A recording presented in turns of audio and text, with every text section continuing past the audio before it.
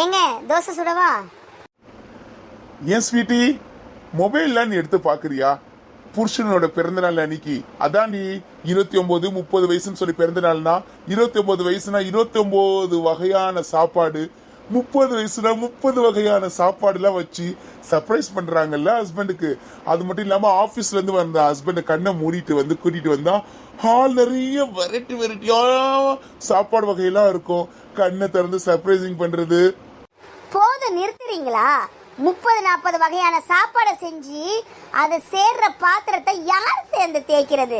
பந்தவாசில இருக்கிறவங்க நொம்மா வந்து தேய்ப்பாங்களா, இல்ல காரக்குடியில கட்டி கொடுத்துருக்கிறவங்க நொக்கா வந்து தேய்க்க வருமா? என்ன பேசுறீங்க?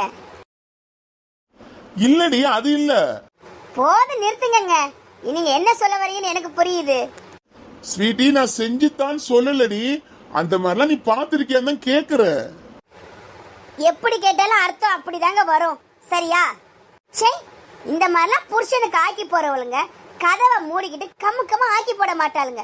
அதை இதையும் செஞ்சு ரீல்ஸா போட்டுறது, இங்க பாக்குறவனுங்க வந்து உயிரை வாங்குறது. அப்புறம் 30-40 என்ன 50-60 வகையான சாப்பாடு கூட நான் வகை வகையா செஞ்சு போடுவேன். செஞ்சு எல்லாத்தையும் ஒரே நேரத்துல சாப்பிட்டா வயிறு என்ன ஆகுறது? வயிறா குப்பை தட்டியா?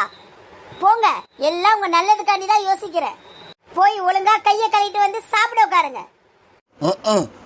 தீஞ்சு போய் 2 தோசை, அதை சாப்பிடறதுக்கு கைய வேற கழுவணுமா? ஐய, என்ன இவரு வகை வகையா ஆக்கி போட கேக்குறாரு? ஒருவேளை நம்மள சோறாக்க விட்டுருவாரோ? நானே இந்த தோசை மாவையும் தோசை கல்லையும் நம்பிதான் வாழ்க்கையை ஓட்டிட்டு கிடக்குறேன்.